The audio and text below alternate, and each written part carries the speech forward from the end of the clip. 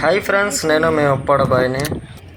ఈవేళ మేము క్రికెట్ ఆడుకోవడానికి వెళ్తే అక్కడ కుర్రలందరూ మన ఊర్లోనే చేపలు పడుతున్నారా రేవులోనే అందరికి కంచిలో పడ్డాయంటే ఇంకా మా బుడ్డోళ్ళు ఏం చేశారంటే మావయ్య వెళ్దాం అంటే ఇంకేం చేస్తాం, చూడడానికే కదని గబగబా వచ్చేసాం.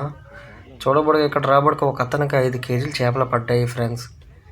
అతను ఒక్కడికే పడ్డాయని అందరూ అంటున్నారు.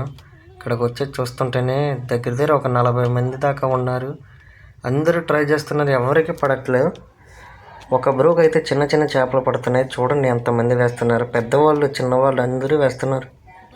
మా బుడ్డోళ్ళు అయితే ఎలా తిరుగుతున్నారు చూడండి.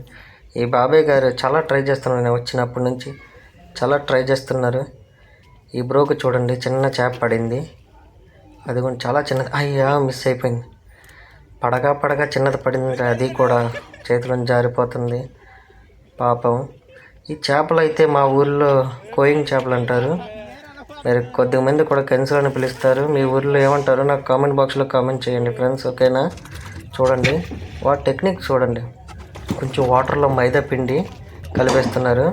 ఆ మైదా పిండి కలిపేస్తే పర్టికులర్ బ్రో అక్కడే పెట్టేస్తున్నారు. ఎలాగో మనకు పెద్ద చేపలు పడవు కదా, చిన్న పడతాయని. తన టెక్నిక్ చాలా బాగుంది. మా బుడ్డోళ్ళు చూడండి, బాటిల్ కనబడితే అక్కడ తాడు కట్టుకొని వాళ్ళ దగ్గర పిండి తీసుకొని ఎలా కాస్తున్నారు, ఏదో వాళ్ళే ఎంజాయ్. చూడండి ఆ బాబాయ్ చాలా ట్రై చేశాడు, ఏం పడట్లేదు. అలా వేయడం లాగడంలోనే ఉన్నారు. చాలా వరకు చాలామంది అయితే అలసిపోయారు.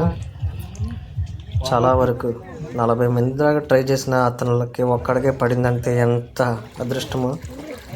ప్రతిరోజు ఒక్కొక్కరికి 1000 రూపాయలు 1500 పడుతున్నాయి అన్నారు. అందుకే వీళ్ళందరూ ఈవేళ చాలా ఎక్కువ మంది వచ్చేసారు. ఆల్రెడీ 2 డేస్ బ్యాక్ అందరికి చేపలు పడ్డాయంట. ఇవాళ చూడండి ఒక్కొక్కరు ఎలా కాసి కూర్చున్నారు. ఈ ప్లేస్ ఎక్కడంటే మా ఉప్పాడ ఫిషింగ్ హార్బర్లోని సైడు చిన్న రేవు ఉంటుంది ఫ్రెండ్స్. ఆ రేవులోనైతే చాలామంది కాయడానికి వచ్చారు. చూడండి ఎంతమంది ఉన్నారు. ఈ బాబాయ్ గారికి 5 కేజీలు చేపలు పడ్డాయి. దగ్గర ఒక 3000 వస్తాయి. తన ఆనందం ఇంకా చెప్పాల్సిన అవసరం లేదు. ఈవేళ నైట్కి తనకి ఎంజాయ్ అనమాట. అతను ఒక్కడే హ్యాపీగా ఉంటాడు, వీళ్ళందరూ డల్ అయిపోయారు.